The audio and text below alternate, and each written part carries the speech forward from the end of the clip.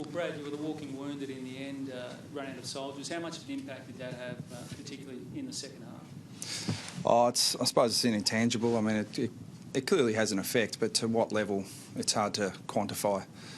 But I thought we hung in, pretty well, given probably the Swallow Cunnington Dal Santo thing happened all at once in the first 15 minutes of the game. So it means that your midfield's been decimated to a certain degree, but we hung in there and we found a way to score in the second quarter and get back in front. But we just couldn't sustain that against some really strong Geelong performances. Can you just run through the status of all the injured blokes? I think Atley was on the list too by the end. Yeah, look, that'll come out in the wash. I've said previously this year that I've got it wrong a lot of the time with injuries in the post-game press conference. I'm not sure what the total wash-up would be, but probably the one that was a concern. Or Robin Nahas has got a compound fracture of his finger, which meant that it's a really tough one because we had to make a decision whether to leave him out there or not. In the end, the doctors thought it was safe to continue, but the list we plugged one hole and something else happened. So it was certainly one of those nights on the injury front. But I mean I couldn't say with any certainty whether that impacted the result. I mean we still hung in there and Geelong played some really scintillating footy at various stages. So they certainly deserved their win, regardless of our circumstance. Any issues with the tackle, the McCarthy tackle on Swallow, or was it just a regulation tackle that just came undone? Not from where I sat, but I didn't spend more than about 3 seconds on it. I mean, I saw Andrew's head hit the ground, and all we were looking at it was from an injury management perspective, not making a judgment on the tackle. Brad, what did you think of the performance tonight? Of our performance? What did you think of your overall performance tonight, given these factors, injuries, etc.? Oh, I think really good teams don't look at the circumstances. I mean, but again, I'm not going to say there wasn't duress. I mean, clearly there was. I'd be kidding myself and treating you guys all as fools if I said there wasn't significant duress. But I think one of the hallmarks of really good, solid teams is they find a way under duress, and that was certainly our attitude. At half time, we found a way to get in front. We had to try and find a way to press on in the second half, and we just couldn't find that way. But I couldn't fault the effort to continue to try and attack. But I mean, in the end, we were trying to set up a system to attack in the second half, but we couldn't cover the ground. So that hopefully those guys are right next week. So did you feel at half time, you were reasonably dominant at stages of the second quarter. Did you feel like you were making the running, or you were sort of hanging on a bit and it was going to take something special in the second half?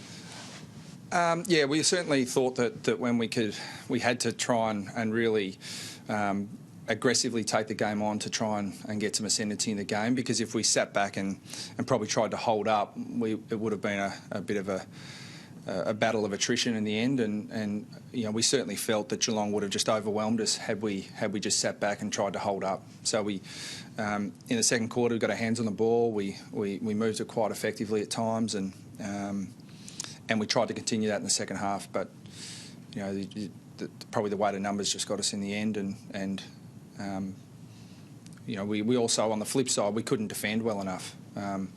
We had to probably take our best player probably to halfway through the second quarter off the wing in Sam Gibson and try and invent another midfielder, because clearly Dangerfield was running riot, but we didn't have anyone to play on him. So we had to, you probably saw it, absolutely demolished in the centre bounces. But in the end, we were putting small forwards in the centre bounce to try and sort of get numbers through there. So we probably left the door open and Geelong sort of walked straight through it. Do you need to, Jacobs obviously out injured, he might have been perfect for that role. Do you need to try and develop another run-with player on a more permanent place? No, we've got them. We just couldn't. We just were covering other holes tonight. So I mean, it's a pretty. In the end, it got down to a pretty simple analysis of do we just Do we just absolutely go and try and lock Dangerfield down and take out all our ability to score and run as well? Or do we try and, as we did in the second quarter, even though he was really effective, try and go the other way a little bit? And we just felt with the numbers the way they were in terms of personnel, that if we really robbed Peter to pay Paul just to try and shut him down alone, then we were really going to struggle on the other side of the contest. Goldstein, is just short of fitness still with that knee and a 6-day break coming in against Hawthorn? No, he's fine. No, 100%. I mean, we wouldn't have played him otherwise. He's still clearly one of the hit-outs, and he played okay. Not at his absolute dominant best, but no, he's no problem at all. There are 2 6-day breaks coming up in the big game. Would you manage your personnel around that next week as well? Not because of the 6-day breaks. No, I mean, 6 days is plenty of time to recover from a game of footy. We just alter our training a little bit around that. But we've got, probably disappointingly for Werribee and the VFL, I mean, they're going to be decimated as well, because the flow-on effect is we'll probably have to just take a couple of guys out of that VFL team tomorrow and have them in waiting in the wings if the opportunity comes up for them next week. But we've had a pretty deep squad all year, so there are guys who haven't quite got their opportunity, and they may get that next week. Who knows? Not that you should hear. Do you feel like that question about, North Melbourne, the real deal's going to present itself again as a result of this loss? Yeah, I hope so. It's really helped me throughout the year. In all seriousness, it's been great because. No, not motivating, because when you're 10-1, you have to try and keep your players realistic and keep their feet on the ground, and you guys are doing a perfect job of that for me. Thanks, guys.